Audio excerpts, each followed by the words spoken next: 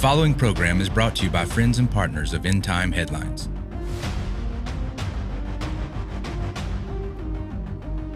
It's Tuesday, May 7th, 2024. Guys, we got a lot to talk about tonight. Before we get started, can you do me a favor? Hit that like button, hit that bell notification, hit that subscribe button. You guys on Rumble, YouTube, you guys listen on Apple and Spotify, we welcome you to the program tonight.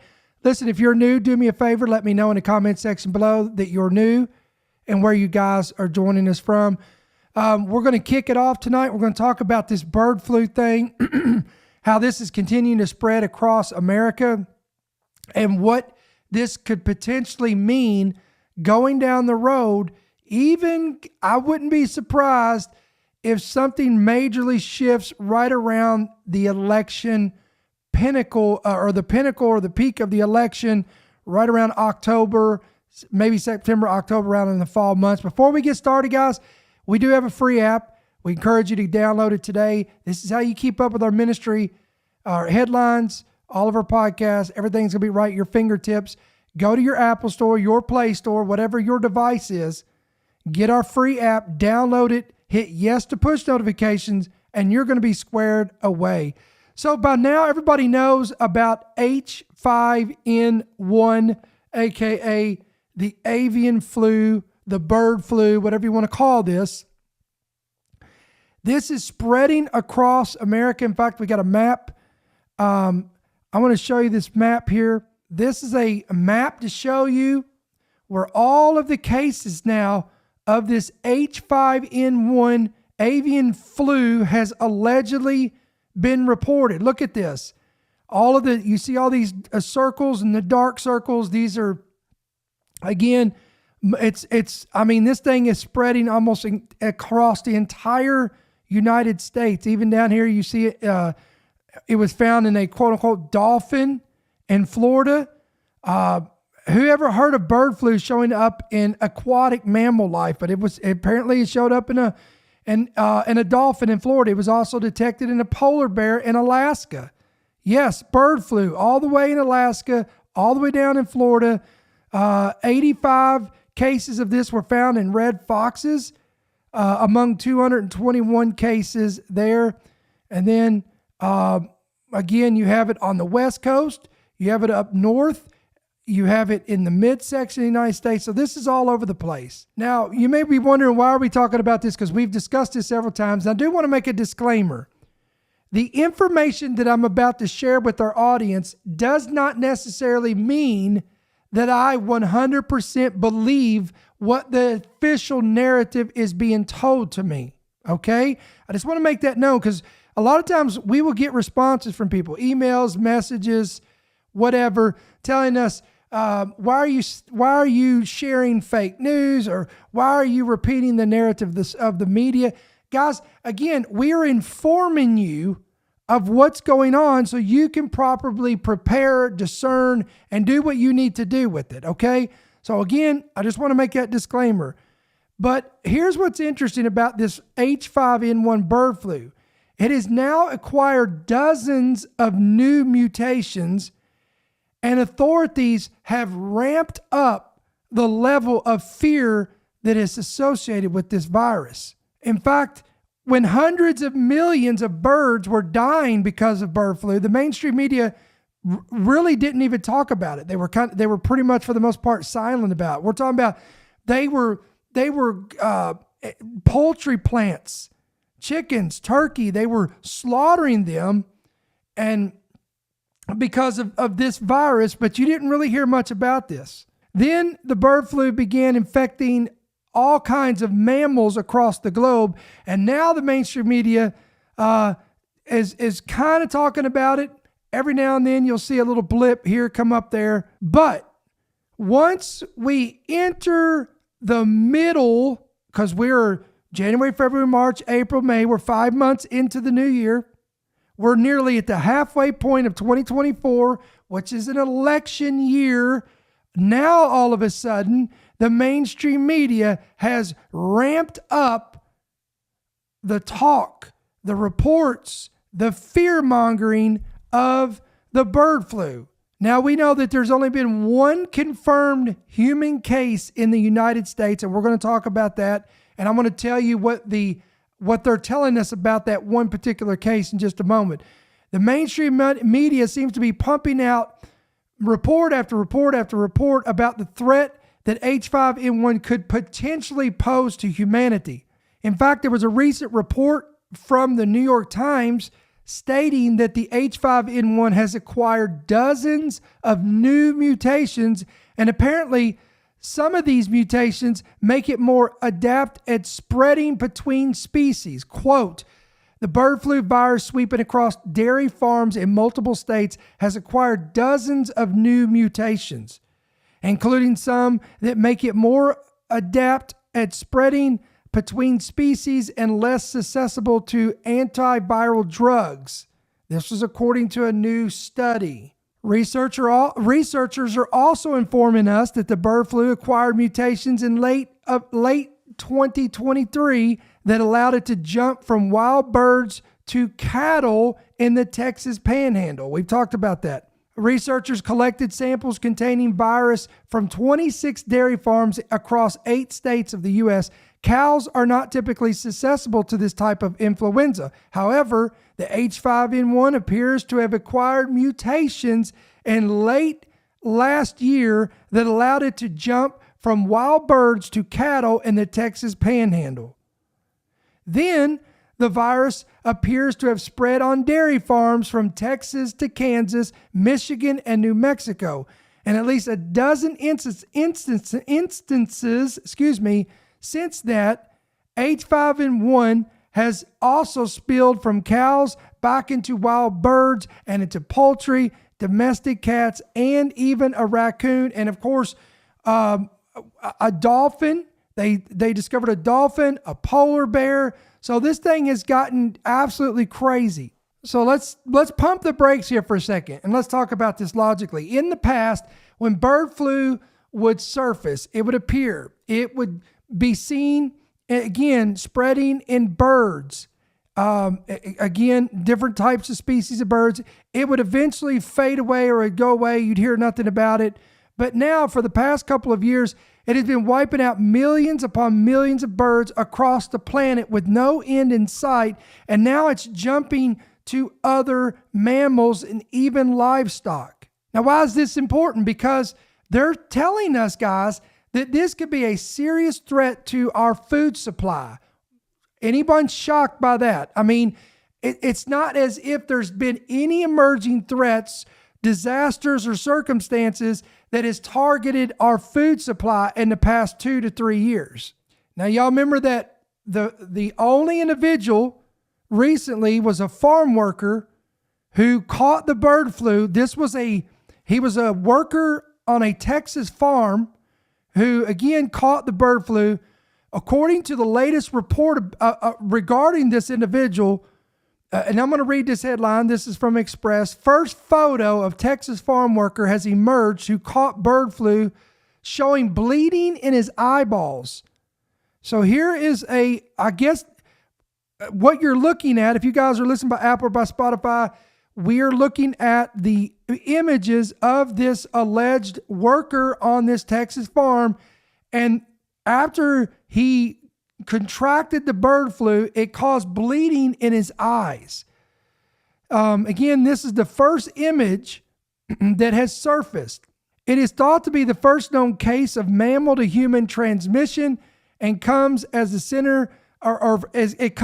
CDC warned bird flu viruses pose pandemic potential.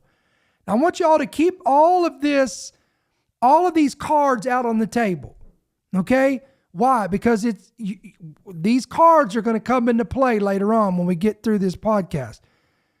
The dairy worker attended a hospital in March after experiencing painful red weeping eyes with burst blood vessels. His eyes began to swell up, though he had no fever and no examination showed his lungs, and an examination was done on his lungs and they were clear. This is according to a letter published by the New England Journal of Medicine. The journal also contained the image of the infected man alongside the scientific term for his eye condition called conjunctivitis with subconjunctival hemorrhage. Now, he told investigators upon, I guess they interviewed him, that he had not been in contact with sick or dead birds, but did have reported direct close contact with dairy cows in an area known to have infected herds. Swabs of his eyes revealed a substantial presence of the H5N1 virus, though little was found in his lungs. This has led to researchers considering whether he was infected through the eyes by rubbing them with contaminated hands or by being splashed with contaminated liquid, howbeit milk. Speaking of milk, according to NBC News, 1 in 5 samples of pasteurized milk had bird flu virus fragments. Now, this was from the FDA. 1 in 5 samples of pasteurized milk had traces of bird flu virus. The Food and Drug Administration reported recently that traces of the bird flu virus have been found in 1 in 5 samples of pasteurized milk, providing a more detailed picture of how much of the milk supply has been affected. Virus is coming from birds to cow. And in the U.S., it is still under investigation. World Health Organization says investigators don't yet know if cases are coming from a single entry point or multiple entry points. With the bird flu primarily infecting cows, the FDA says it's regularly testing hundreds of milk products and formulas. So far, none have been found to pose a serious health risk. How much of the milk supply has been affected? The tested milk came from a nationally representative sample, with more of the positive results coming from milk in areas with infected herds of dairy cows. A spokesperson declined to say how many samples were tested. Well, that's comforting to know. As of a recent report, bird flu had been detected in 33 herds across 8 states. Here they are: Idaho, Kansas, Michigan, New Mexico, North Carolina, South Dakota, Ohio, and Texas. Richard Webby, I believe that's how you pronounce it, who is an influenza virologist at St. Jude Children's Research Hospital, said the number of positive samples is consistent with numbers he's reviewed from smaller sample sets. Quote, but the number does seem high if the number of infected farms is indeed only 30.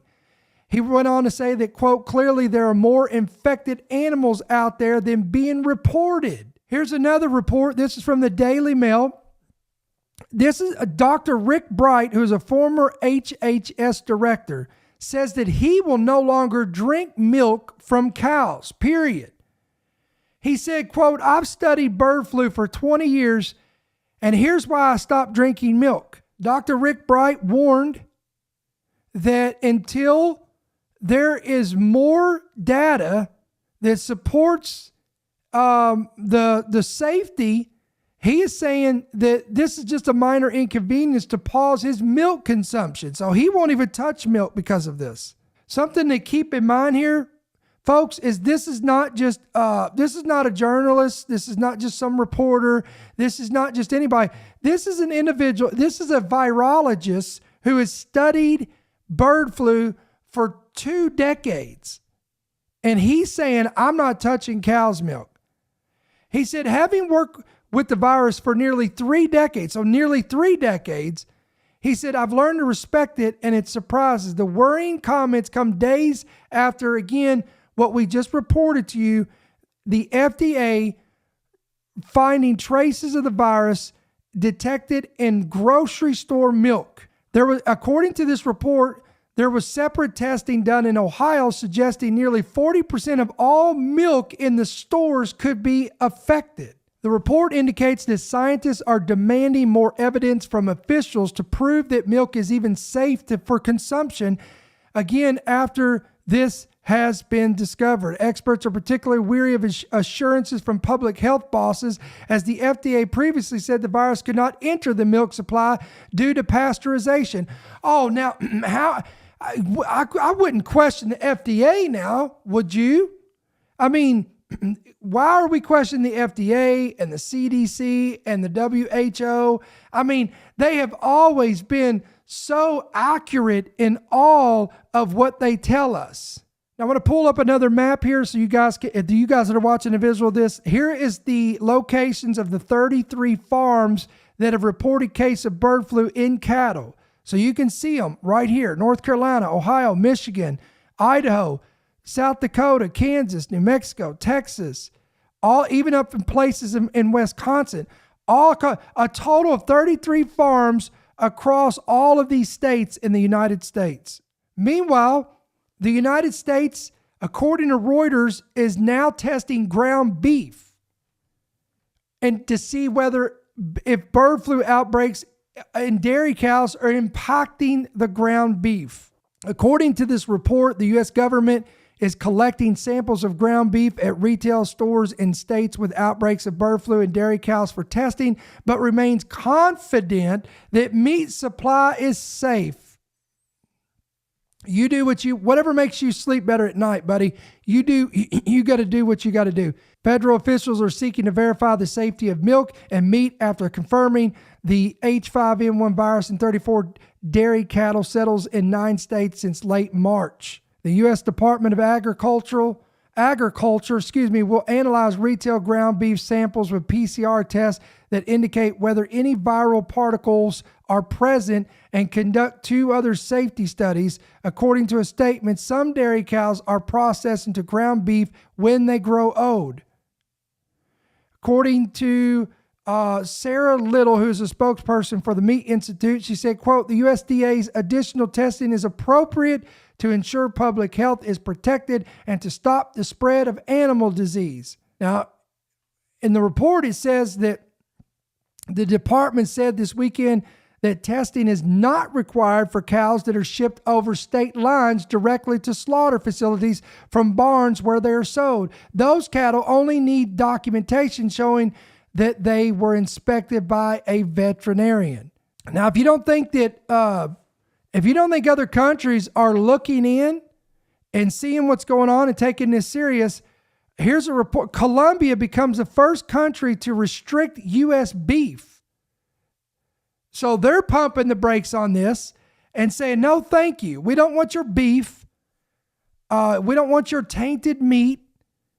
And they're not taking any risk. The report says that Colombia has restricted the import of beef and beef products coming from U.S. states where these dairy cows have tested positive for this influenza. It is the first country. I wonder if any other countries will follow suit. Time will tell.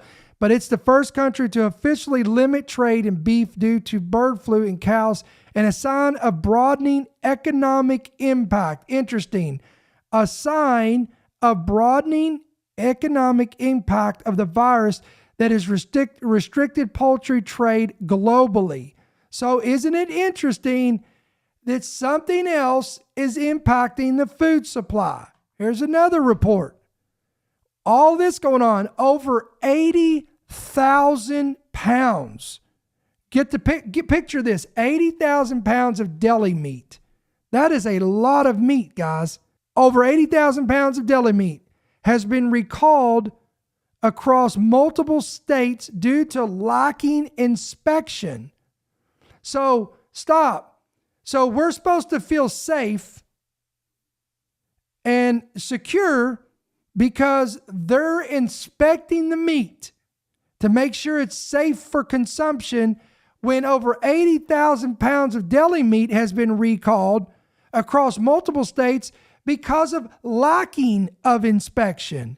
Gee, that's not a bit asinine, is it?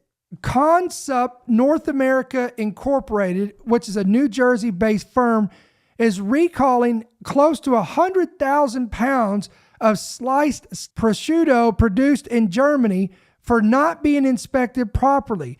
Retailers across the country, including stores in California, Connecticut, Florida, Illinois, Pennsylvania, Texas, Virginia, and Washington, all sold this recalled product. What happened? All this happened after it was discovered that Germany's Federal Office of Consumer Protection and Food Safety notified USDA's Food Safety and Inspection Service that a German producer had shipped them without the benefit of equivalent inspection.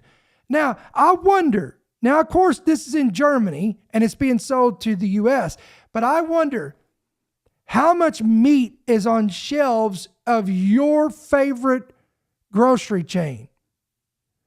And when I say meat, I'm talking about cow meat. I'm talking about cattle. I'm talking about pigs. I'm talking about poultry.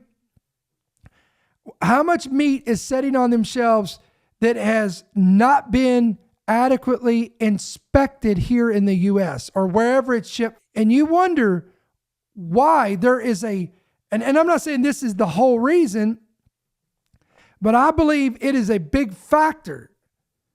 A huge factor of where all this explosion of diseases, howbeit cancer and other forms of diseases, are coming from and exploding in young people, and that a huge factor of this is the food that is being consumed. All right, so we got to pump the brakes, and we're going to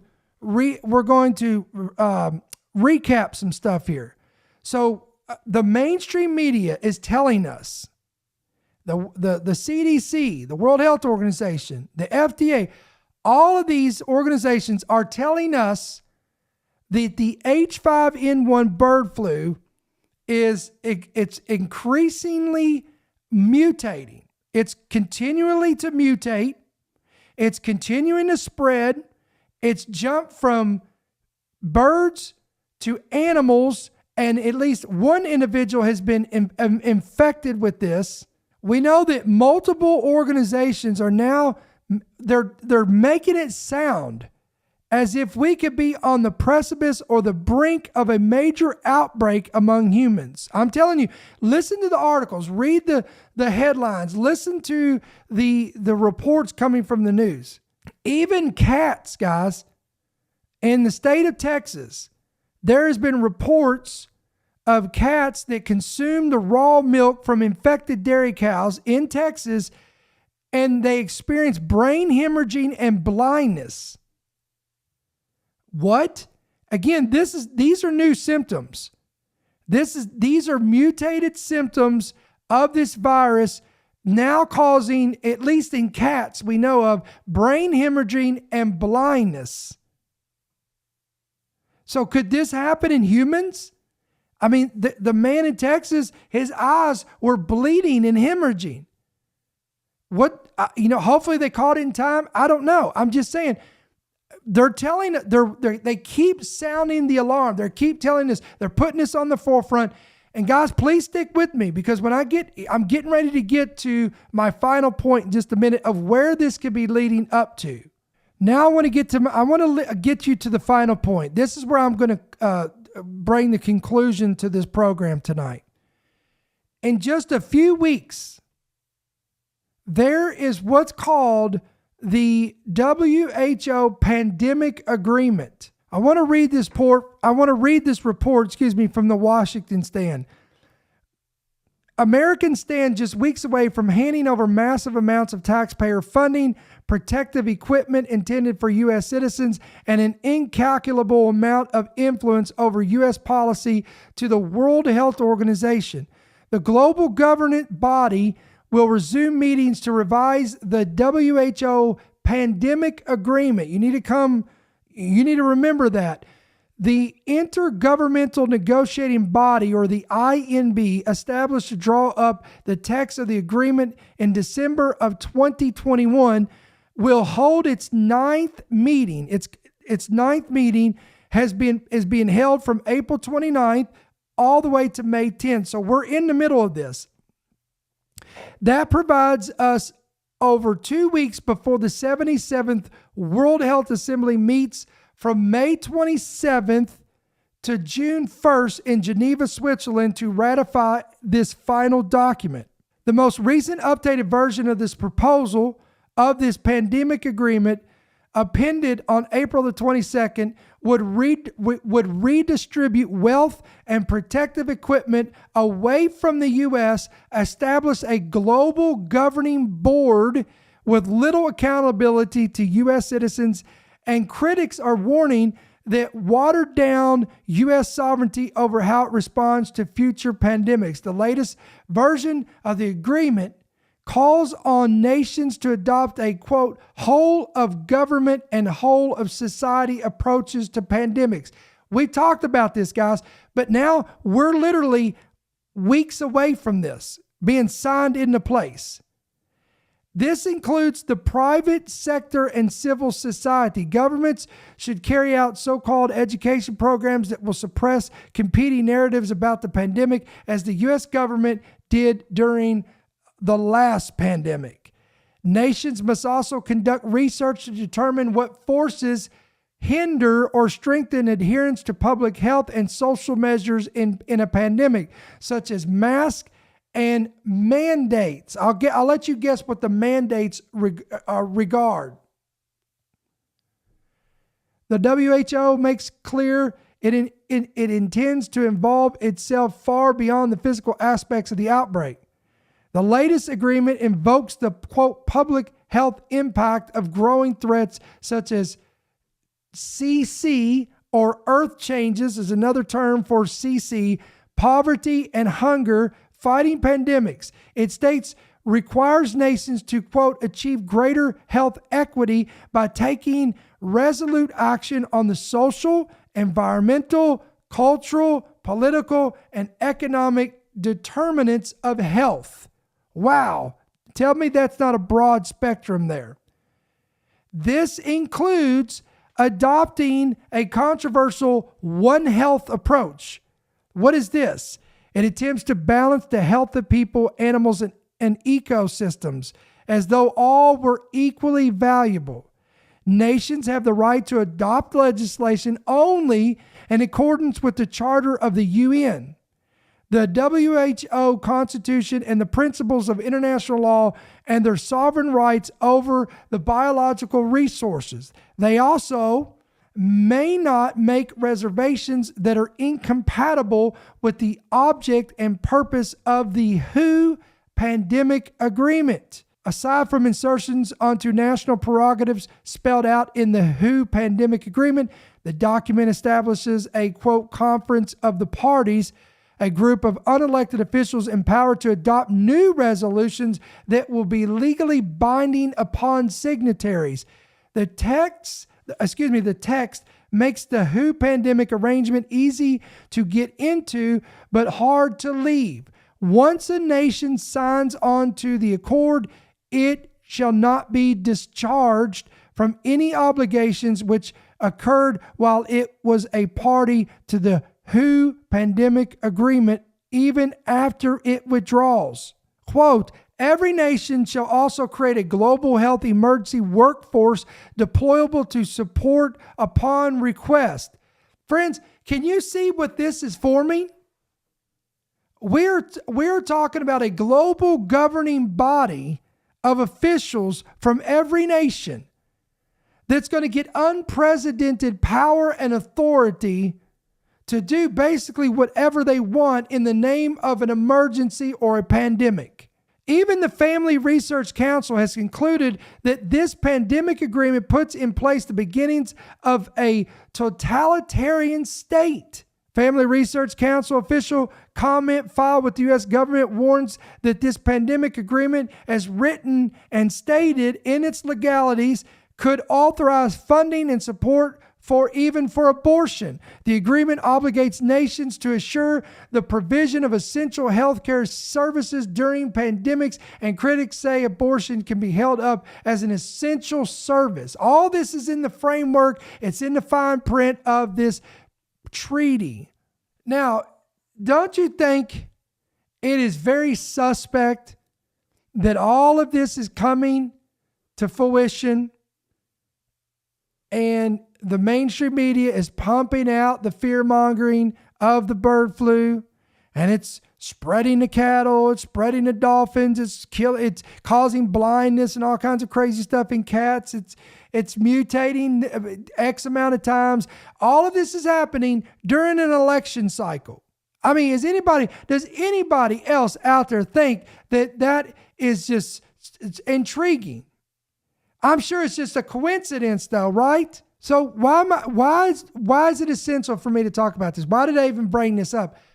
2 reasons. One is because you need to be aware of what's going on, because if this thing jumps into let's just say again, according to the New York Times, this thing has already went through multiple mutations.